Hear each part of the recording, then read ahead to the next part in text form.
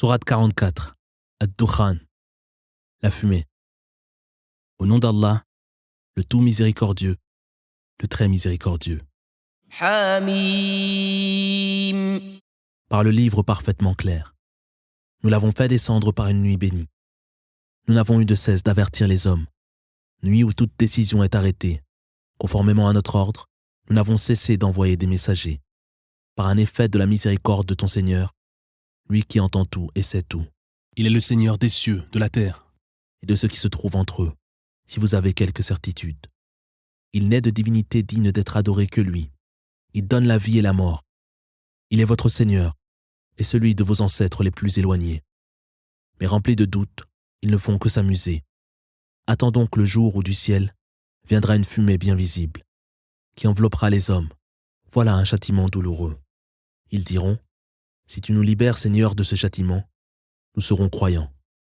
Comment pourraient-ils se repentir alors que s'est présenté à eux un prophète au message parfaitement clair, dont ils se sont pourtant détournés, disant, c'est un possédé ou un homme qui ne fait que répéter ce qui lui a été enseigné. Nous vous libérerons quelque temps du châtiment, mais vous reviendrez sûrement à vos errements.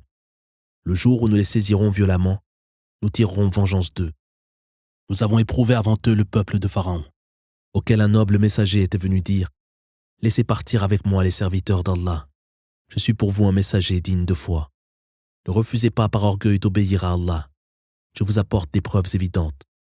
J'implore la protection de mon Seigneur, qui est aussi le vôtre, au cas où vous chercheriez à me lapider. Si vous ne croyez pas en ma mission, alors au moins laissez-moi en paix. Moïse implora son Seigneur. Voilà un peuple impie. Allah ordonna, quitte avec mes serviteurs le pays à la faveur de la nuit, et sache que vous serez poursuivis. Laisse la mer béante, vos ennemis seront engloutis. Que de vergers et de sources ont-ils laissés derrière eux? Que de magnifiques plantations et de séjours somptueux? Que de délices dont ils avaient si longtemps joui, que nous avons laissés en héritage à un autre peuple? Il en fut ainsi. Ni le ciel ni la terre ne les pleurèrent, et ils ne leur furent accordés aucun sursis. Nous avons en vérité délivré les fils d'Israël des affres de l'humiliation, que leur infligeait Pharaon, tirant plein d'orgueil et porté à la transgression. Nous avons en toute connaissance élu les fils d'Israël parmi les nations, et produit devant eux des miracles, qui furent autant de grâces manifestes à leur intention. Ceux-là osent pourtant affirmer, il n'y a rien après la mort, nous ne serons pas ressuscités. Faites donc revenir nos ancêtres, si vous dites la vérité. Sont-ils supérieurs au peuple de Tobba et aux nations antérieures que nous avons pourtant anéantis pour prix de leur impiété? Nous n'avons pas créé les cieux et la terre, et tout ce qui se trouve entre eux par jeu. Nous ne les avons créés que pour une juste raison, ce qui échappe à la plupart d'entre eux. Le jour du jugement est le moment fixé pour le grand rassemblement des hommes. Jour où nul ne pourra bénéficier de l'aide d'un proche ou d'un quelconque secours, à l'exception de ceux à qui Allah fera miséricorde. C'est lui en vérité le Tout-Puissant, le très miséricordieux.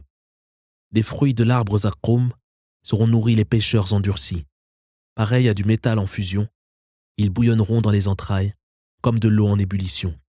Saisissez-le et traînez-le jusqu'au milieu du brasier. Puis versez-lui sur le crâne de l'eau bouillante. Goûte ce châtiment, toi le puissant, le noble. Voici le châtiment que vous mettiez en doute.